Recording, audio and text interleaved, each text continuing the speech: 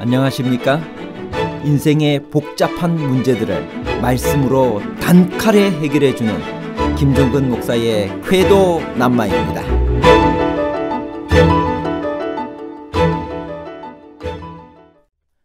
솔로몬이 성전을 세운 모리아산은 아브라함이 이삭을 번제로 드렸던 산과는 다른 산인가요? 아니면 동일한 산인가요? 다른 산과 동일한 산에 관한 복잡한 문제를 하나님 말씀의 가르침으로 명쾌하게 해결해 드리겠습니다. 솔로몬은 어느 곳에 성전을 건축했나요? 솔로몬이 성전을 세운 모리아산은 아브라함이 이삭을 번제로 드린 바로 그 산인가요? 역대하 3장 1절. 솔로몬이 예루살렘 모리아산에 여호와의 전 건축하기를 시작하니 그 곳은 전에 여호와께서 그의 아버지 다윗에게 나타나신 곳이요 여부스 사람 오르난의 타작마당에 다윗이 정한 곳이라. 구약 성경 전권에서 모리아라는 단어는 딱 2번만 나옵니다. 역대하 3장 1절과 창세기 22장입니다. 하나님은 아브라함에게 내 아들 내 사랑하는 독자 이삭을 데리고 모리아 땅으로 가서 내가 내게 일러준 한 산, 거기서 그를 번제로 드리라고 했습니다. 그리고 아브라함은 그에게 일러주신 곳에 이르러 거기서 이삭을 번제로 드리려 했습니다. 그러면 솔로몬이 성전을 세우는 이곳이 과연 아브라함이 이삭을 번제로 드리려 했던 바로 그곳일까요? 분명히 같은 명칭이 사용되었음에도 불구하고 그것을 의심하는 이들이 많습니다. 이유는 정말 그곳이 같은 장소였다면 다윗이 그곳을 매입할 때 그런 언급이 있어야 하는데 어떤 암시도 없다는 것입니다. 또한 바벨론 포로에서 돌아와 성전을 재건할 때를 포함하여 후대의 어떤 때에도 그런 언급이 전혀 없다는 것입니다.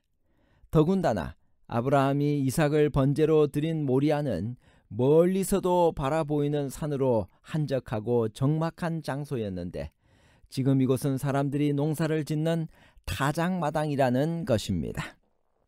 그러나 그 모든 반대 이론들은 무리한 추측입니다. 성전터와 관련된 전후의 여러 사건에서 그곳이 모리아라고 언급되지 않았다 하더라도 여기 이렇게 명시적으로 언급된 단 한 번의 증거는 너무나 명백하기 때문입니다. 아브라함이 멀리 바라본 그 거리는 당일 걸어서 도착할 수 있는 곳이었습니다. 30km 안팎에서 육안으로 멀리 보이는 산은 얼마든지 뚜렷하게 느껴질 수가 있었습니다. 또 아브라함 시대에 한적했던 곳이 1000년이 지난 다윗 시대에도 여전히 한적할 이유가 없습니다. 인구가 늘어나면 첩첩산중도 경작지로 변합니다. 본문은 그곳을 전에 여호와께서 다윗에게 나타나신 곳이라고 했습니다. 그러나 엄격히 말하면 여호와가 아니라 여호와의 천사가 그에게 나타났습니다. 다윗이 인구 개수로 인해 전염병의 재앙을 맞은 백성들을 위해 탄원할 때 여호와의 천사가 갓에게 명령하여 다윗에게 이르시기를 오르난의 타작마당에서 여호와를 위하여 제단을 쌓으라고 지시하셨습니다. 이에 다윗이 그곳을 매입하여 제단을 쌓고 번제와 화목제를 드리자 여호와께서 불로 응답하셨습니다. 그러자 다윗은 이는 여호와 하나님의 성전이요 이는 이스라엘의 번제단이라고 했습니다. 그러므로 그곳이 여호와께서 다윗에게 나타나신 곳이 분명합니다. 그런데 이어지는 다윗이 정한 곳이란 표현은 엄격히 말하면 맞지 않습니다. 그곳은 하나님이 정하신 곳이며 다윗은 다만 그곳을 매입하였을 뿐입니다. 전통적으로 이곳은 예루살렘에 있는 바위의 돔 혹은 황금돔이라 불리는 건물이 있는 바로 그 자리로 받아들여지고 있습니다. 이 건물이 바위의 돔이라고 불리는 것은 그 안에 있는 장광고가 18 곱하기 13 곱하기 2m가량 되는 바위이기 때문입니다. 유대인들은 아담이 이곳에서 생명을 얻었으며 아브라함이 이 바위 위에 이삭을 놓았으며 거기에 솔로몬이 예루살렘 성전을 세웠다고 믿습니다. 이슬람교에서는 이곳에서 무하마드가 승천하였다고 믿습니다. 이 돔은 이슬람교의 칼리프에 의해 AD 691년에 완공되었습니다. 바위 돔 사원은 기하학적으로 완벽한 균형을 이루고 있는 이슬람이 예루살렘에 남긴 최고의 걸작이며 현존하는 이슬람 사원 중 가장 오래된 사원입니다. 요약하면 성전 터는 다윗이 하나님의 지시를 받아 정했습니다. 즉 오르난의 타작마당입니다. 다윗이 오르난의 타작마당에 단을 쌓고 제사를 드리자 하나님께서 불을 내려 응답하시고 재앙이 그쳤습니다. 이곳이 바로 모리아산이었는데 아브라함이 이삭을 기꺼이 제물로 바치려 했던 곳입니다. 솔로몬이 성전 건축을 시작한 것은 언제였나요?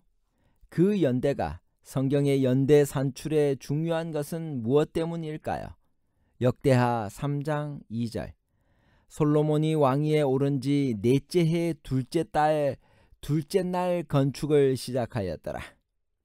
솔로몬 왕 제4년 둘째 달 둘째 날이라는 시기를 명시한 것을 봐서 정확한 역사적 연대를 명시한 것을 알 수 있습니다. 솔로몬의 즉위년을 BC 970년이라고 보면 솔로몬 제4년은 BC 966년입니다. 이때는 출애굽 한때로부터 480년 후라고 했기 때문에 출애굽의 연대가 나옵니다. 즉 BC 1446년이나 5년경입니다. 출애굽 때 모세가 80세였으니 모세의 출생 연대는 약 BC 1526년경이 됩니다. 뿐만 아니라 모세가 120세에 죽고 즉시 가나안 정복이 시작되었으므로 여리고성이 함락이라든지 여호수아 시대의 여러 사건들의 연대도 짐작할 수 있습니다. 솔로몬의 성전 건축 연대를 가지고 창세기에 나오는 아브라함, 이삭, 야곱의 연대도 대략적으로 계산해 볼 수 있나요? 역대하 3장 2절 솔로몬이 왕위에 오른 지 넷째 해 둘째 달 둘째 날 건축을 시작하였더라. 이스라엘 자손이 애굽에 거주한 지 430년 만에 출애굽하였다고 했으므로 출애굽 연대를 BC 1446년경으로 잡으면 430년을 애굽에 머물렀으니 야곱이 가족들을 데리고 애굽에 올 때가 BC 1876년경이 됩니다.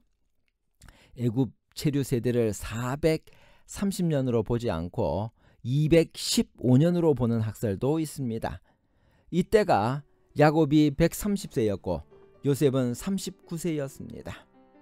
그렇다면 야곱의 출생은 BC 2006년경이고 이삭이 80세에 야곱을 낳았으니 이삭의 출생은 BC 2066년경이 됩니다.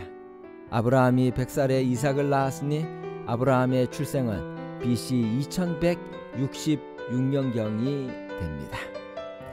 솔로몬 성전의 크기는 어느 정도였나요?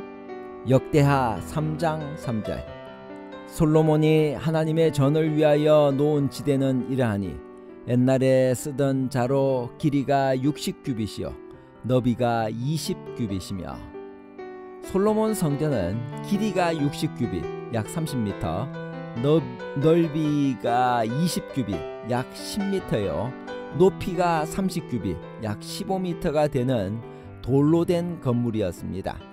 큰 건물은 아니었지만 높은 건물이었습니다.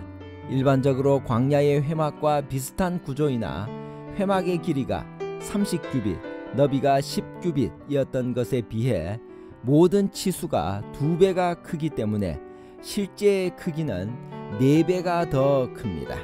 성전 주위로 현관과 다락방들이 있던 것이 회막과 다른 점입니다.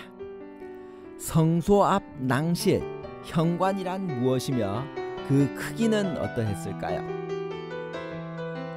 낭실이란 주랑 혹은 현관으로 번역될 수 있으며 높이가 120규빗이었습니다. 결론입니다. 첫째, 솔로몬이 성전을 세운 모리아산은 아브라함이 이삭을 번제로 드렸던 산과는 동일한 산입니다. 둘째, 성전의 오른쪽 기둥은 야긴, 그가 세우실 것이라는 뜻이고, 왼쪽은 보아스, 그 안에 능력이 있다라는 뜻입니다. 셋째, 솔로몬의 성전 건축에서 배울 교훈은 성전의 중앙에는 법궤가 있었고 법궤 위에는 두 그룹의 형상이 있었다는 점입니다. 감사합니다.